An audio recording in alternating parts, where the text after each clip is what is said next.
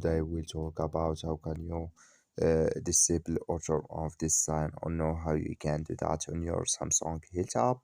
So all you have to do, you just go down, click here on my page down here. So when you click here on my page, it's going to take you to this list. Then all you have to do now, you just go above this, click on it. It's going to show for you a list like this. You click here on settings.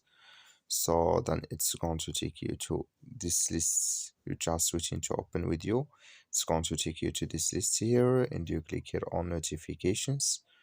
So then when you click on notifications, come to this list here, you go down and you come here to so coaching and insights. Then all you have to do now, you just click in this sign here or this color. Then like you see color, it's gone. That's main coaching and insights. It's notifications disabled with us now. That's all you have to do. Thank you for watching. Don't forget to support us by liking and subscribe.